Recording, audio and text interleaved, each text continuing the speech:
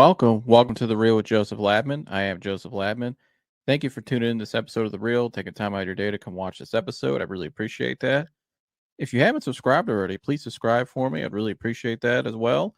That's the best way you can support this channel and help me grow my content and grow this channel to where I'd like it to be. Everybody hit the like button for me on the way in on this video today. That also helps promote this video more in the algorithms, helps grow this channel more as well.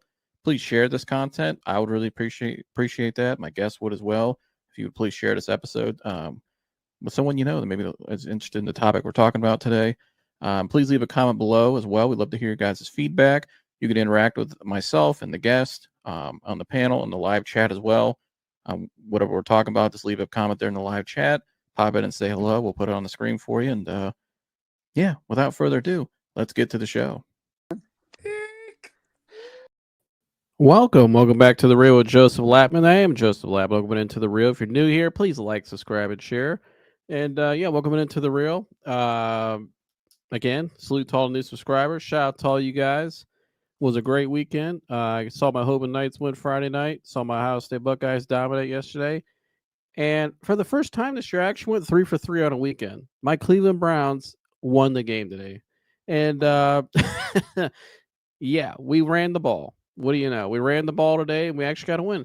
As the Browns beat the Miami Dolphins today, 31-6 at home in a monsoon, a windstorm, you name it. I mean, it was crazy weather today. Even where we were at, myself, Mike, and Jersey were watching it. I mean, it was torrential downpour where we were. I mean, even at the bar area, there was water coming into the place. That's how much it was raining today, all over Northeast Ohio. And it was obviously a pivotal game today for Kevin Stefanski with all the stuff going on. We all know it. You've been following along with the Browns and this show last week. This was a must-win game for him today because a lot of people thought if he lost today, maybe he gets fired. Now, this went for both coaches today. And I just think after today's game, Mike McDaniels, I don't like to call people's jobs. These are human beings at the end of the day. But from you have to give her honest criticism from a football standpoint, he should be fired. That was an abysmal performance today from the Miami Dolphins. But for the Browns side of it, though, because obviously, we're here tonight to finally celebrate a win and to finally have some positivity. The last the whole season, it's been so negative. You've been going back to last year, just so negative.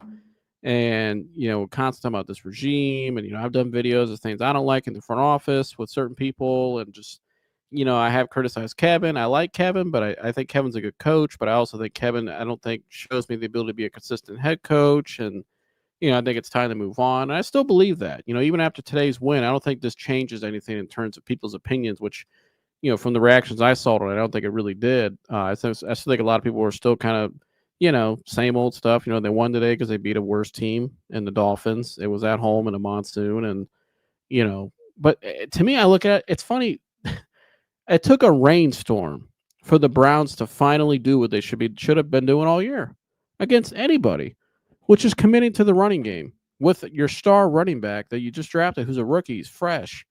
And, you don't have great wide receiver play. You don't have great tackles. You don't have really good quarterback play yet. You got 2 rookies out there. You had a Joe Flacco who just for some reason didn't fit well here. It looks like the good Joe Flacco in Cincinnati. It has a lot to do with play calling and stuff. I don't know.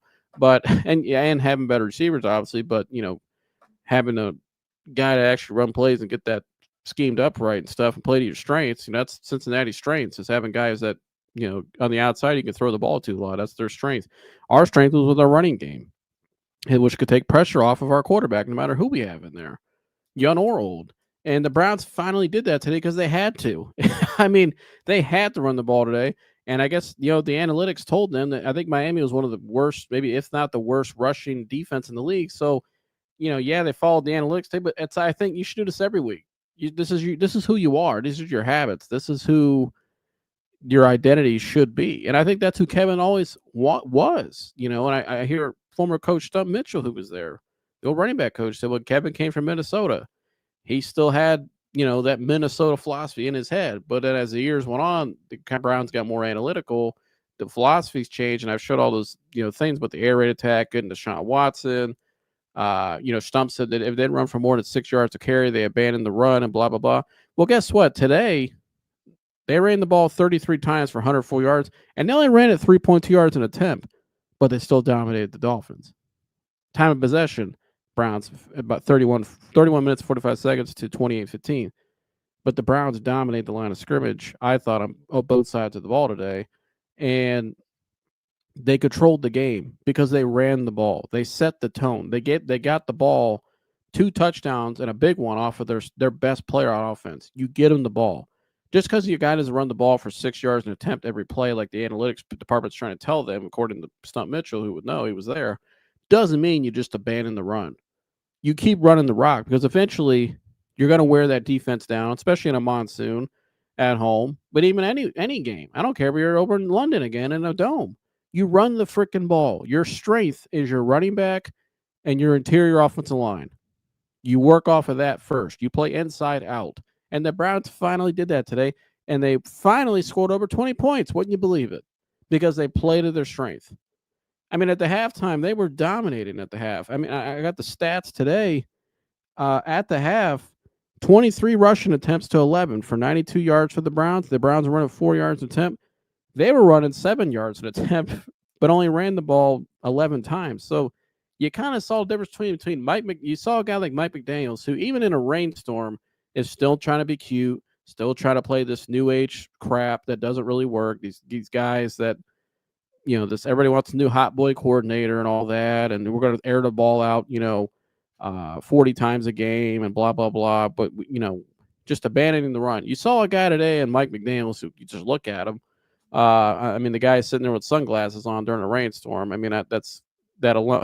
I mean, I don't know how guys take him seriously. I'm just being honest with you. But he came out, threw the ball 31 times today, which I don't know why you throw the ball at least 25 times in that kind of weather. And the Browns only threw the ball 18 times today. And so you see the balance and the difference. One coach today decided to finally play to his strengths, and because he was at home and his best weapon is a running back, while the other coach, who his running back last week ran for 128 yards, and they were averaging almost 5 yards of rush. Miami averaged 4.5 yards of rush attempt today. And that guy chose to abandon the run early on in the game. And you saw what happened. And whose defense wasn't gassed out during the game? Not the Browns. Usually it's the other way around for the Browns. The Browns are the ones that are not running the ball as much. The Browns are the ones whose defense is getting gassed out, and they're not able to make the plays. And guess what? Defense wasn't gassed out today.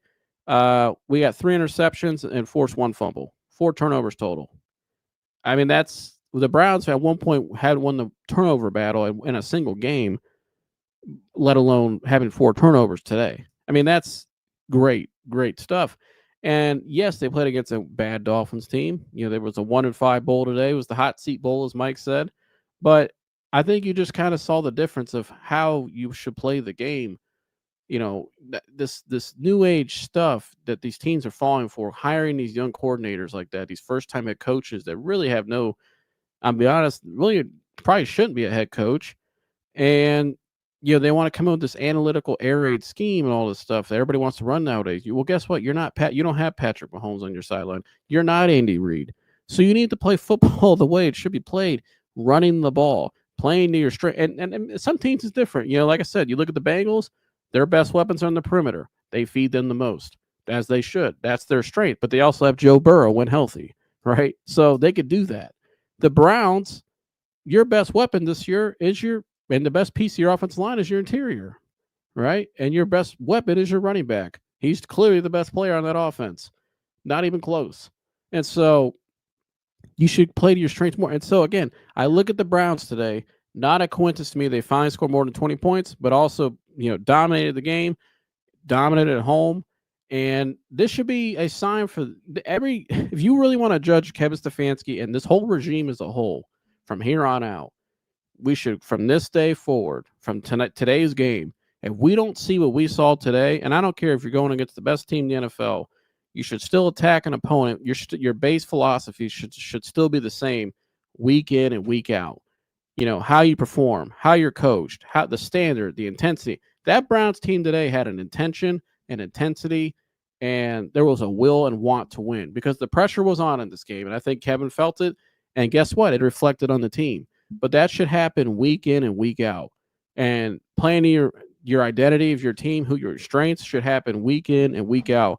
Myles Garrett actually had a breath of fresh air today because he wasn't stressed out after the game after another loss, but also because the defense was this whole year We have this great defense that for most of the year has been out there too much. And you can't have that, and you can't have that. Um, and I thought Miles today had a hell of a quote in his post game. I got it right here on audio for you. How he's kind of saying the same thing. These are habits. You have to have these habits day in and day out. This is what makes winning cultures, franchises. You can't just accept losing. You can't just want a tank and say, we want a high draft pick. That's what we got 2 picks next year. You can't have that aura in the locker room. It's not good for their mental health. Number one, of the players. That's not. These guys go out there and sacrifice their bodies and put their stuff on the line. Yeah, they get paid millions of dollars. I get it, but if football is a physical, violent sport, you get in a car crash every play. Guys aren't going out there to do that every play just to lose every week. And I think a lot of these guys this year feel like the Browns really are putting their players in the best position to win, and the players see that. When you see comments like Grant Delpit's made recently, we see what David Njoku said recently, we see what Miles said last week. All these guys, and people are calling out Miles and say, "Oh, Miles is leadership, and Miles needs to shut up." No, Miles is a player and has a right, and he's not the only one in the locker room saying it. They're all saying it. So what does that tell you? But again, I think people, no disrespect, this ain't an insult, nobody, but you clearly haven't been in a locker room. You don't understand where these guys are coming from. You don't get that side of it.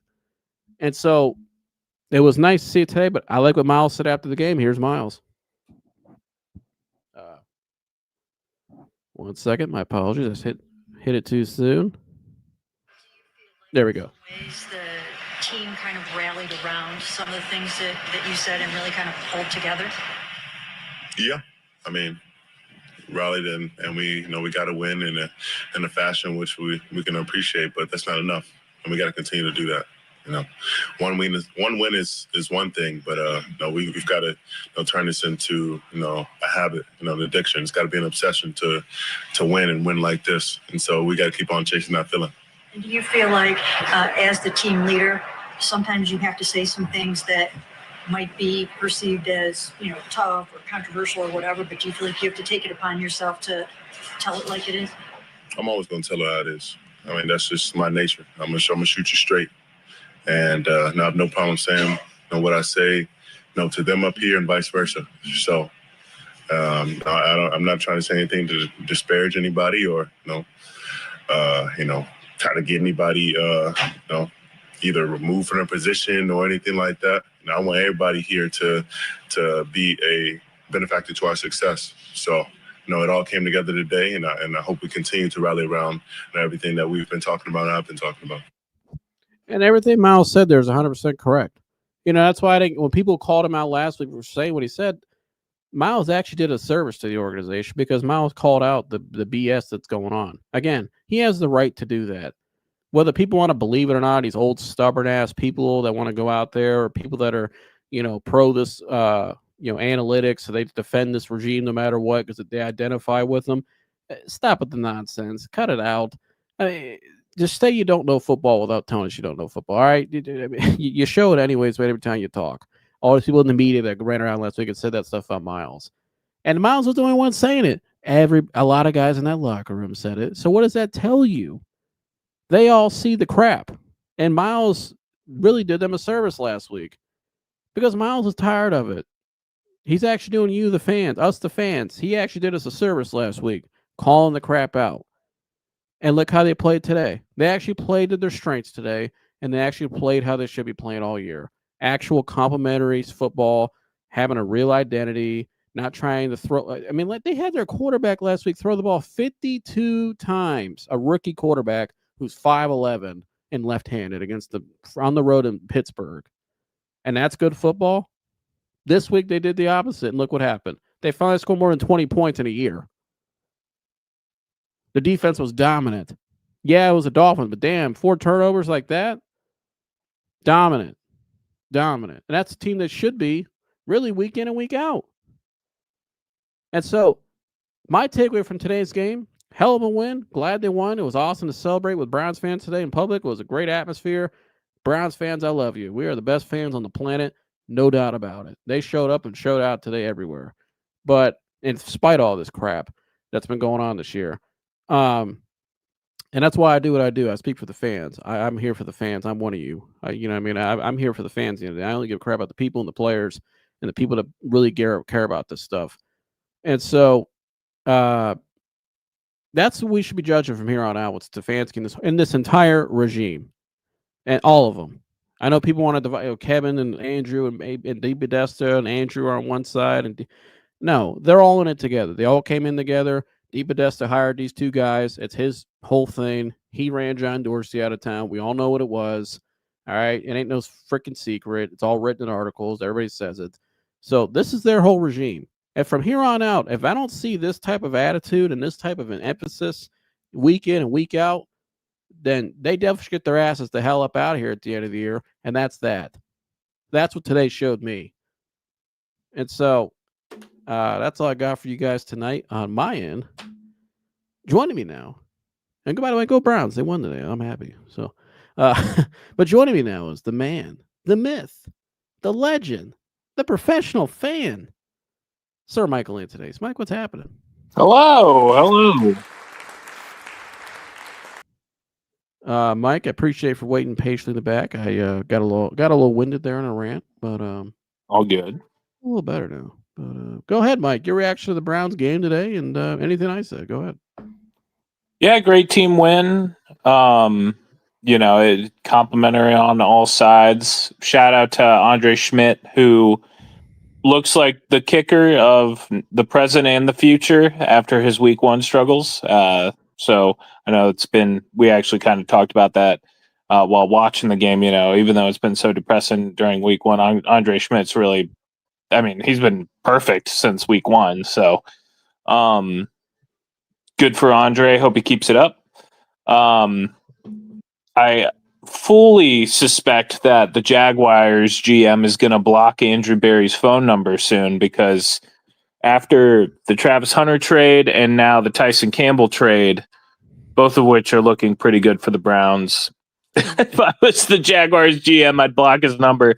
I'm not answering this dude's calls anymore. Well, the Travis Hunter one, Travis Hunter looked pretty good. I'd say like Travis Hunter, he had a damn good game today. I think that trade worked. It was good for both teams. You know what I mean? Like, I think it could work out in the wrong run for both teams. But that Tyson Campbell trade, here, you and I, we said it that night when it happened on the phone. I like the trade. Greg Newsom was a nice player, but I never thought Greg was what some people made him out to be. This isn't an attack on Greg personally. I think he was a great locker room guy.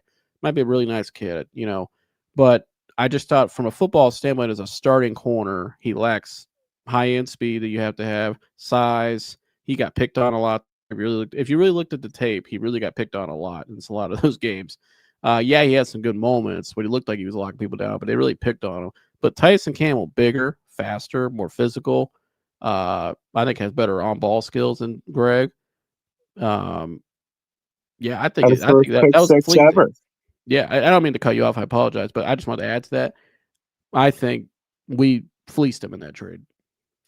Yeah, absolutely. He had his first pick six today, also broke up a touchdown. He had a good game, even his first showing against the Steelers. I know he got burned once by DK Metcalf, but DK Metcalf's going to get his. Tyson Campbell's looked great in brown and orange so far, and he's under contract for a while, so he's not going to be going anywhere. Good bargain. But Mason Graham also looked insane. He had a one pass batted down. I think he had like 3 tackles for loss. I think he was accredited for a sack. Screenplay he blew up at the end where he hawked down the freaking field, and you were like, "Is that Mason Graham?" And I was like, "Yeah."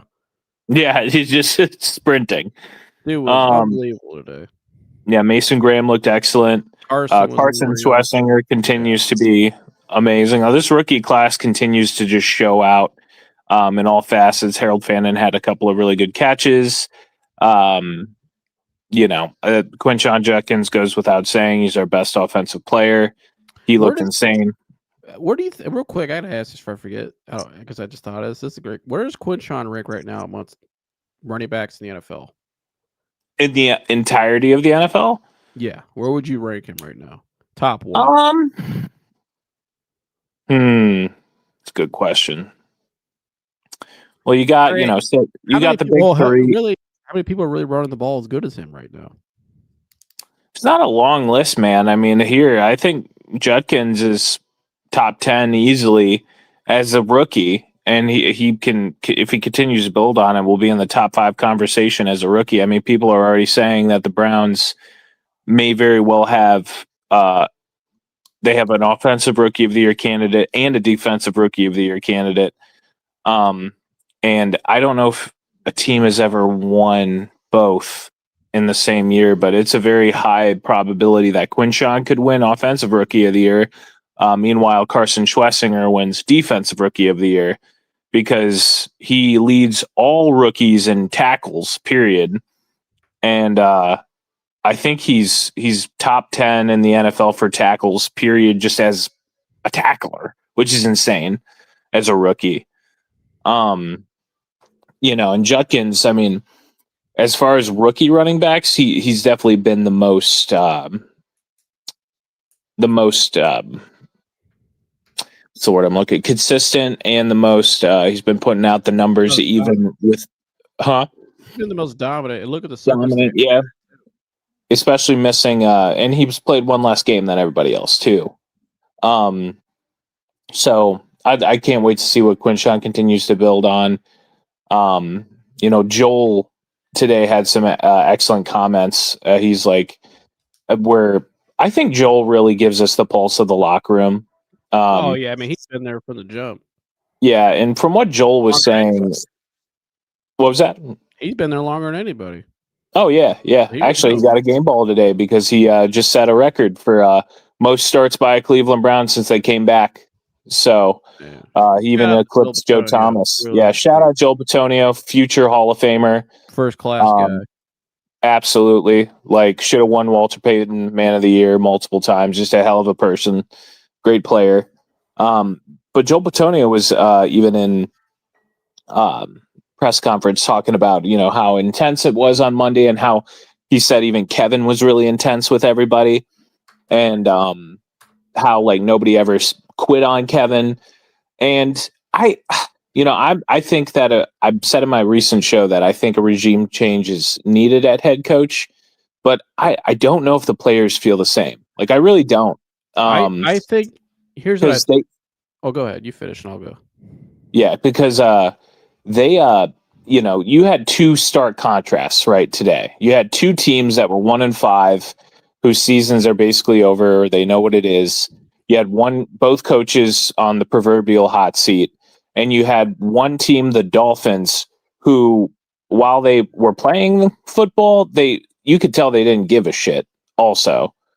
And then you had another team that looked to care. Like, they were 1-5, but they cared, and they played, they're playing heavy, they were running ball heavy, they were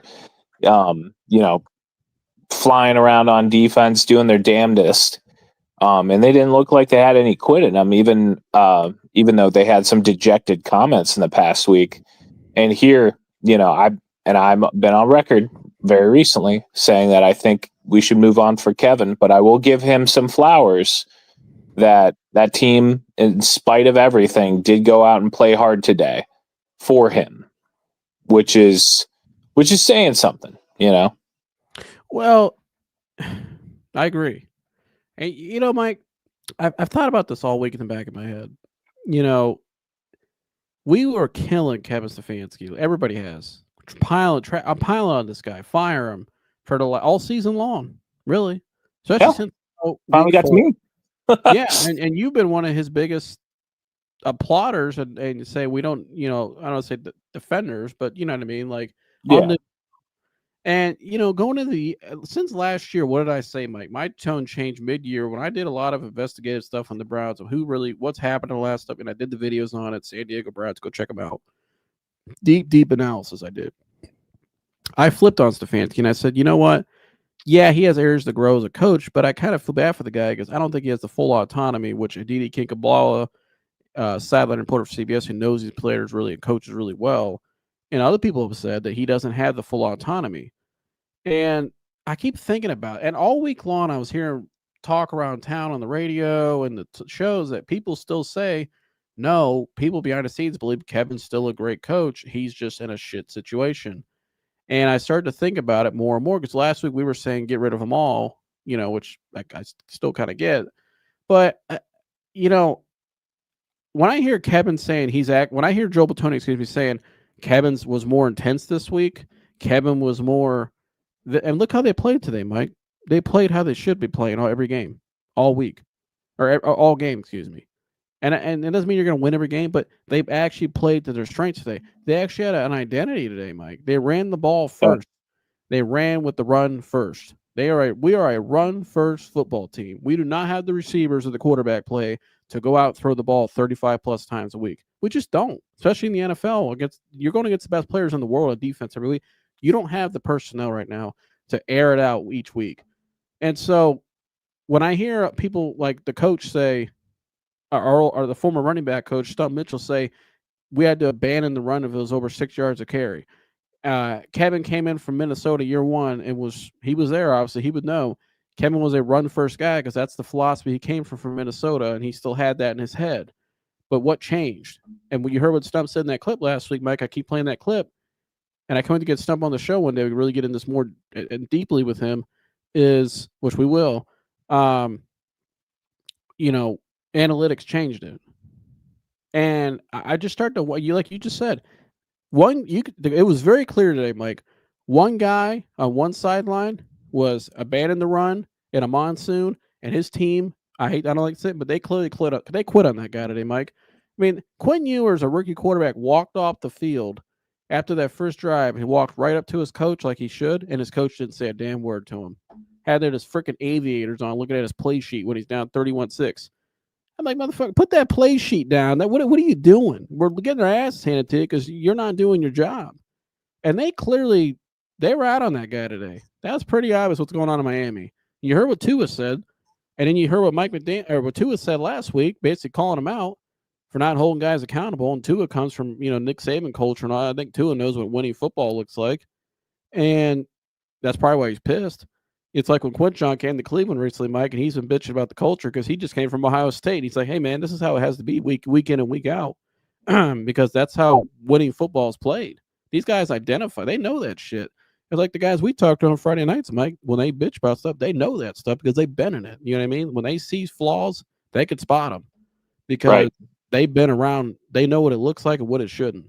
It ain't that hard, really. Football is really, it's really an easy game. We just make it overcomplicated now in a lot of different areas. But, you saw, but again, one sideline, like you said, clearly quit on that guy. But another sideline today, though, Mike, they were full intensity. They were 100 miles an hour today. I've never seen them like that since week one.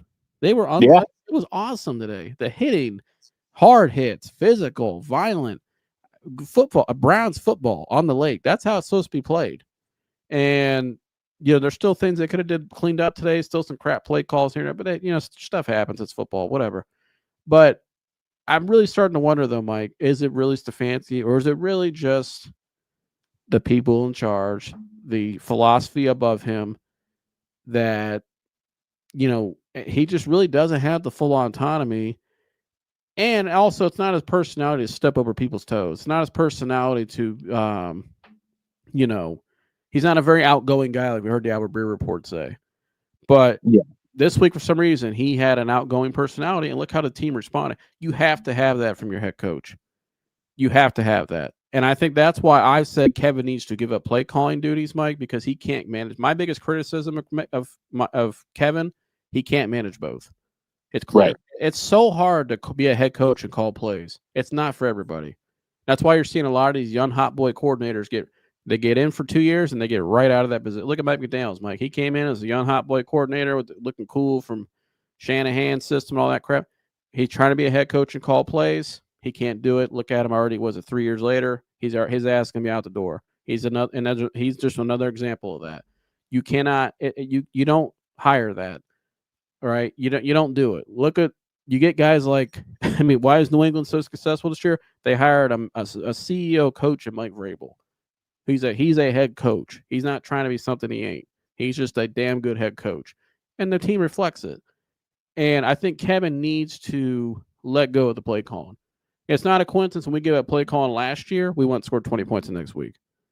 You know what I mean? But there's a common denominator in both of those. It's not Kevin wasn't not calling plays today. It was when Kevin gave up that play calling after that LaShawn stuff last year, Mike, and Jim Donovan passed away that week, and there was a emotion in that building, an intensity, and Kevin really got those guys up to prepare and win that week because he was more intense, you could tell. They went out and dominated and played well and scored more than 20 points and played to their strengths. Today, you heard what Joe Batonio said it. He was more intense. He was more this and that, and look how they played. So that's the common theme I'm noticing, Mike. He needs to give up play calling because I don't think that's when he's at his best. We need that alpha week in and week. And that's what these guys are looking for. They're all saying it. Miles is saying it in those comments. Joel's saying it. We need this crap. This is our shit every week. This is our style. We need this. We need this every week. Yeah. I couldn't have said it better myself.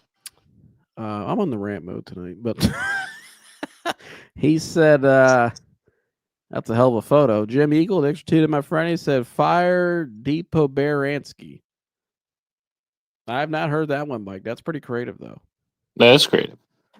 But yeah, I mean, I don't know. That's something, that whole situation. Again, we're going to see this all play out as the season goes on, folks. Who's really the problem? What really needs to change? And I guess that, Andrew Berry had a really good draft in terms of he hit on picks. He hit on Quinshon Judkins. He hit on Harold Fannin. He hit on Carson Schweisinger. Dylan Sampson still to me hasn't had an impact yet like I would like. And he still have two quarterbacks. One of them still hasn't played yet. So that was the only, I mean, it was a good draft, but I don't know if I would say it was an all-time draft yet because we still could have used some tackles, still could have used some other wide receiver. And, I'm really curious to see, when Shador plays because I think that's the other one they got to have.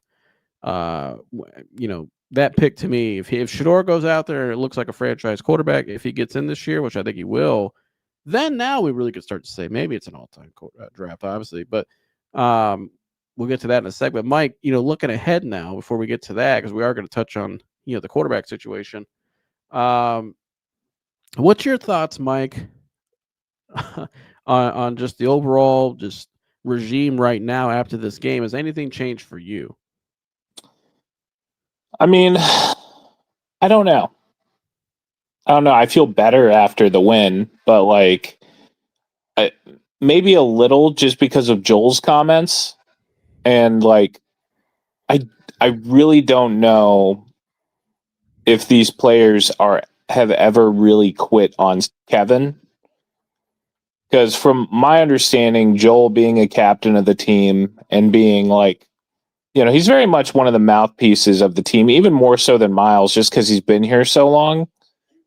And Joel even talking about how no, there was never infighting, there wasn't, there was intensity, sure, there was frustration, sure, but we were all feeling it. None of us ever quit on Kevin. Hearing those comments, and I don't think Joel would be BSing about that kind of stuff. I don't know, man. I'll put it this way. I think that, in my opinion, from an outsider's perspective, that we could use for a new voice in the room at head coach still, but there is a reverse to that.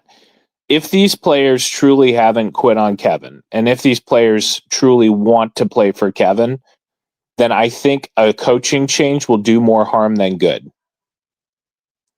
Because if these players, like Joel said, really all love Kevin that much and didn't quit on him, even in spite of all of this, and still want to play for him like that, I think a coaching change would just hurt the team.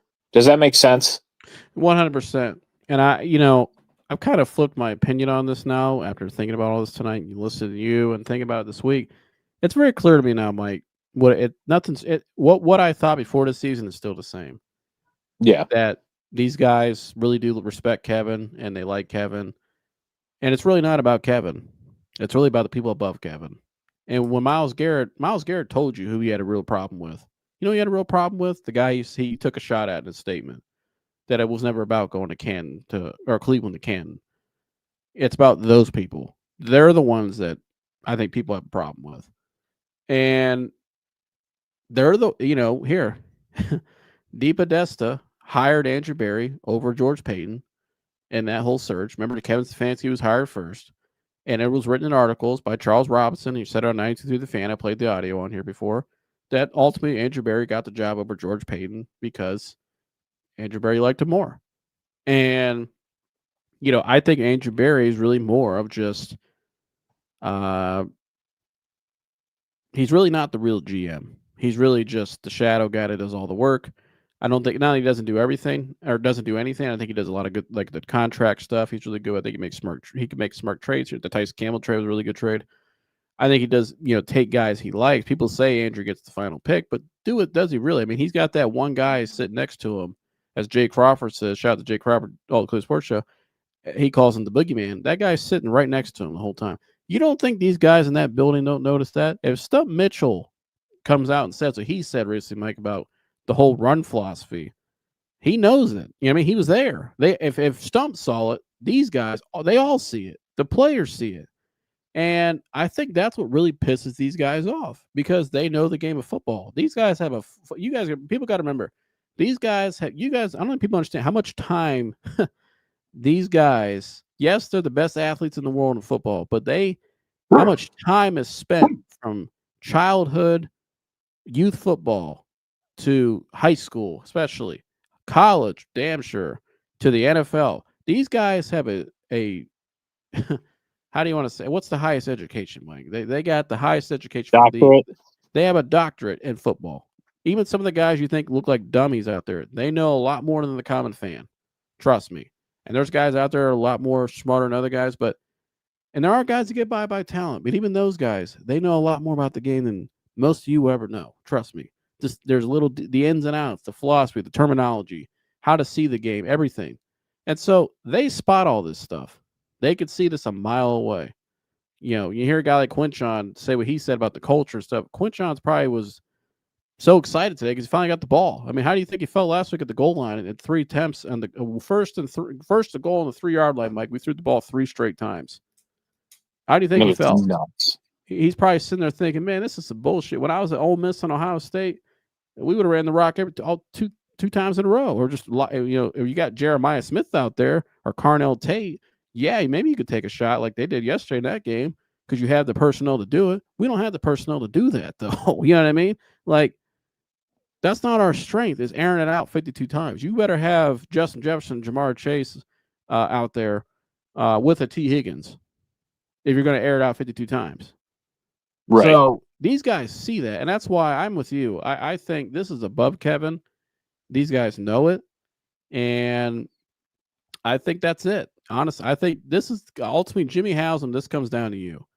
You have got to let the football people you hired, just like Steve Young said the day you hired DePodesta, you gotta let those people do their job. But and who knows? Maybe today was just everybody was just happy today. Maybe they were just looked happy today because they finally won a game. Do I think everybody in the locker room likes Kevin? No. I think there's guys that probably have quit on Kevin, if I think about it. But I don't think just because we fired Kevin Stefanski doesn't mean the problem's not away, because the bigger problem is above him. And we're just going to bring in somebody else that's just going to do the same thing he did. This is, just like Stump Mitchell said, the old running back coach that was there. What does he know? If you run the ball, you don't run for more than 6 yards of carry, we got to abandon the run. That's insane. And so we don't need to hire somebody that needs to come in and has to install that philosophy, because we have to change the stuff above Kevin. Just firing Kevin's not enough. If you're going to fire Kevin, you got to take care of it. You got to wipe out the whole thing and bring in some new people that know what the hell they're doing. So that's my take on it. I agree. Let's see. Shador is not getting an opportunity with the Browns. They didn't give him a fair chance preseason. They don't seem to have interest in developing him. They should release the kid. Will says they don't want to play for Kevin. Every week prior to this one is indicative of that. Running our routes, our tight ends and tight end hitch routes, 80% of all the time will not win games. And I agree with that, Will. that's why I said today, I think today they should be judged from here on out. If they don't play like the way they did today and attack the game, it's crazy. It took a rainstorm for them to run the ball because you had to. But you actually scored more than 20 points when you ran the ball finally. And so, and actually committed to it. And even you only ran for 3 yards at attempt, damn it, you won the game because you committed to the run and your defense was fresh and they were able to go out there and make plays. You did it the right way today, finally, because you had to because of the weather made you. But it should, regardless of the weather, that should be their philosophy every week. That's how this team is built right now. That's how, if they really want to win games, that's how they should approach it. And so I agree with you, Will. I don't think the whole team has quit on Kevin yet. Like I said, I think you saw the difference between a team that has completely quit in the Miami and a team in the Browns that's still kind of like, you got guys that probably don't like the vibe, maybe some guys that don't like Kevin, or you got some guys that, maybe see it a different way, but they're still trying to just get a win. They're not fully out of it yet. They're not checked out like that. I think you have guys that are just trying to build something, that are committed to Cleveland and actually wanting to, turn it around here. I just think people are just frustrated. Miami, that is complete. Those guys in Miami completely quit on him. When the quarterback comes out and calls out the coach like that, and then for him to come out of there after their game today, Mike, and call out Tua like that, that's crazy. Right. That's crazy. That guy should not even be allowed back on the plane. You get your own flight home. That's what I would have told him. That's just me. But sitting out there with his aviators on, looking at his plate sheet nonstop, like what was he looking at? I don't know, man. I don't know how his how house do you have estimate. aviators Was he looking at his house estimate on Zillow because he got put on the market soon? Was that what he's looking at? On his phone? Dark as hell outside in Cleveland. I don't know why he had aviators on. I don't know. Anybody takes that guy seriously as a player, honestly. That's right. But I appreciate your comment, Will. And Danilo, Paul, good to see. Thanks for tuning in. But Mike, let's go to the quarterback. They went with this. I thought Dylan Gabriel today, Mike. I thought he did what he was needed to do for them to win. He didn't turn the ball over. He didn't force anything outside of a couple plays here and there. Yeah, he just did what he was told to do. I thought the Browns really, though, Mike, took the ball out of his hand this week and said, we're just going to rely on number 10 more in our strengths and running the ball. You just don't need to screw it up. But Dylan didn't show me anything today, Mike, that tells me he's a franchise quarterback or, they have to stick with him going forward. I still think there's areas where they can improve, you still have to have a pass attack. Obviously, you got to have a legit franchise quarterback, or you try to find one. I still think they can improve in that department, Mike. I would see what he does next week, obviously, and you go into the bye. But if you come out of next week and, I know Kevin said today, he hasn't turned the ball over, which that's what he's most proud of, which I agree. He's not turning the ball over, which is impressive. But I think if you feel like Shador at some point could give you more, or has a little bit more of an it factor, what do you have to lose at this point? You're still 2-5 at the end of the day.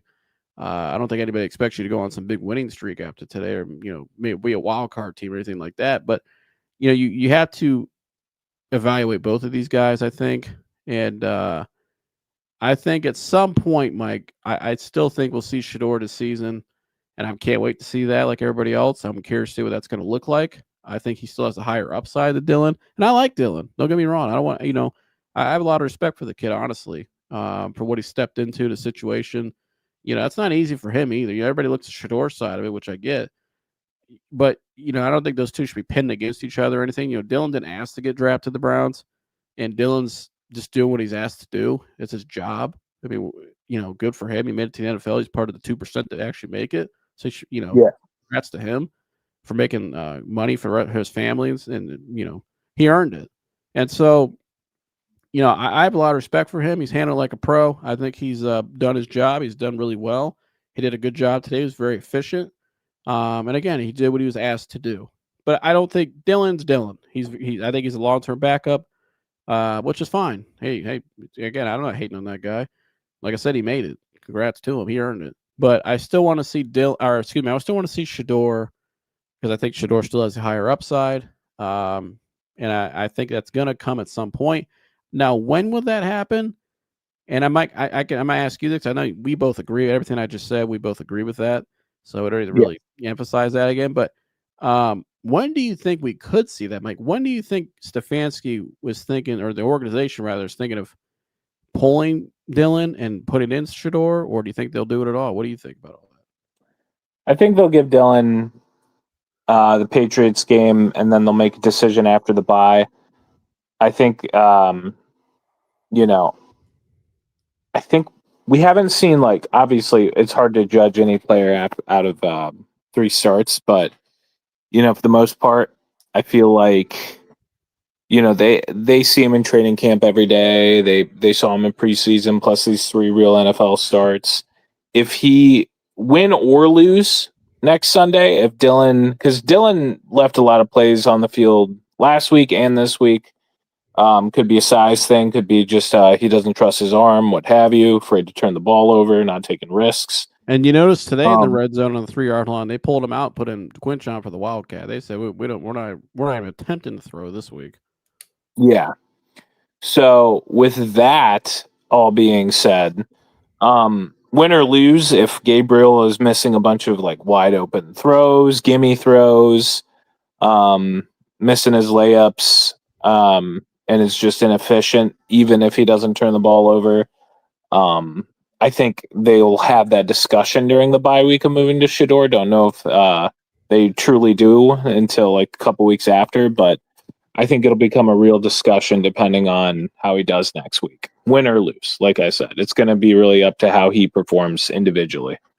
Well, I think next week will be really good because a great test and a great for everybody to evaluate, because I know Mike Vrabel, Mike Vrabel's going to do that next week, Mike. They're going to load that box like a son of a gun, and they're going to say, Dillon, you have to beat us, right? Yep. Because his defense will have they have great principles over there. I already know it. I know if Rabes is, and they're 5-2 right now, I think. They're playing really good football, and they got a great quarterback and Drake Bake upcoming. They got good players over there. They're going to load that box. They're going to make Dillon have to beat them next week on the road. And I think that's going to be the ultimate test next week. Okay, you're coming off a win in a rainstorm. Okay, you played good. You didn't turn it over. Quinshon was the MVP of the game, the defense. But we're going to really find out next week what you're going to do, because it's not just be the Patriots are going to do it, Mike. The only way the Browns beat really, where I think the Browns really lose a lot of games is because they beat themselves a lot. Like the Pittsburgh game, it's not that they lost, it's how they lost. They threw the ball 52 times. You shot yourself in the foot. You know what I mean? You didn't even try to run the ball. They didn't stick to the again, 1 and 3 on first and goal on the 3-yard line. They threw the ball 3 straight times last week.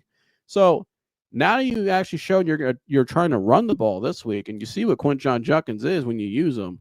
Dude's he's your best weapon offensively and a stud, and really might keep you in some games with the defense you have, and your defense will be more fresh because you have more sustained drives.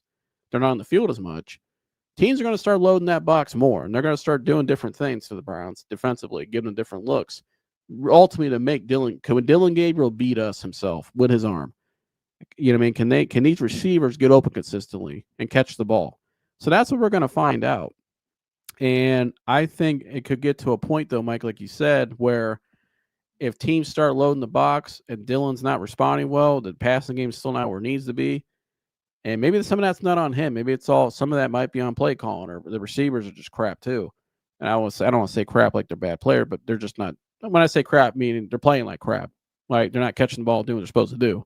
So, because we do have talented guys, but they're just not playing like it this year thus far. So, maybe I don't know, but that's a whole nother thing. But then I think that's where you have to really make the decision. Okay, we got to see if Shador can respond better in that situation. Because, you know what I mean? And I think they're going to wait. But here, after that bye week, they got 3 winnable games. You got the Jets.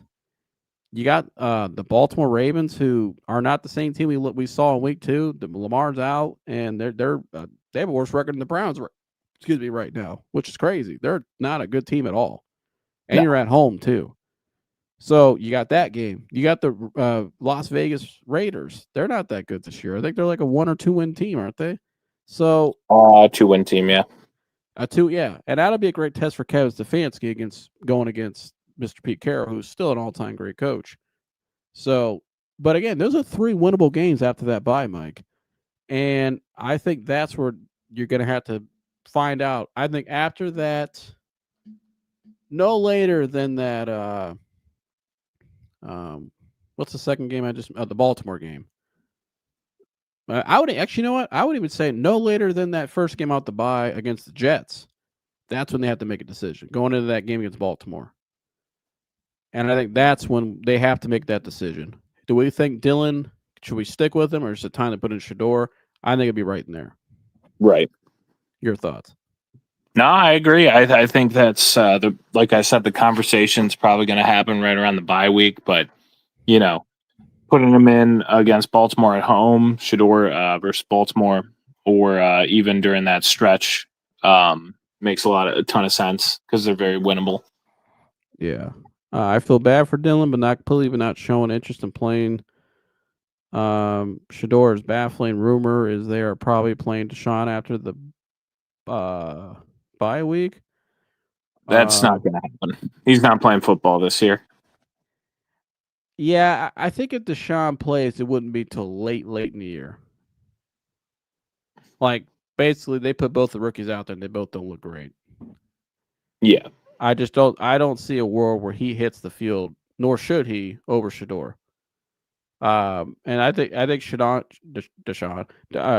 I think Deshaun can play again in the NFL if he wants to. Maybe if a team gives it, but it won't be in Cleveland. I think there's a chance he will, but it won't be here. You have to play Shador. He's earned that. They got to give it to him, and I think Shador's getting closer to being ready. And I think that some of those guys in that locker room. You hear what Myles Garrett said recently on the podcast about Shador Sanders. He's the first one in the building, the last one out every day. They notice that guy's going to be playing at some point. All right, he's going to be out there. They have to play, and Haslam will make sure. But I promise you, whether people Haslam wants to see him out there, and he even said before the season, Mike. He told us he's playing this year. Oh yeah, he said we have to see both of them. He told you before the season what it's going to be. So when the owner says it, guess what? It's happening. He pays the bills. It's happening. So, and it ain't the first time he's done that here either. So, but I think it'll be right around after that Jets game out of the bye. I think after these next two games, I think that's when good chance we'll see Shador after that, if they feel it's necessary. And I'll end with this, Mike. What percentage chance would you give still after today that anybody gets fired this year before the season ends? 40. 40? Yeah, I'll go 40%. I feel better, but I said I feel better, but I don't know. It's how they continue to respond. Has your percentage changed before the game to after? Yeah. So you did, and especially after all the comments from locker room leaders and everything like that. So you feel he's a little safer today? Yes, honestly, I do. Okay. Okay. Well, what about anybody though? Percentage. Front office. Anybody getting fired? Yes. I'm gonna say it's about the same. Okay. For Stefanski, I'm gonna say. Man, that's a great question to ask myself. I'm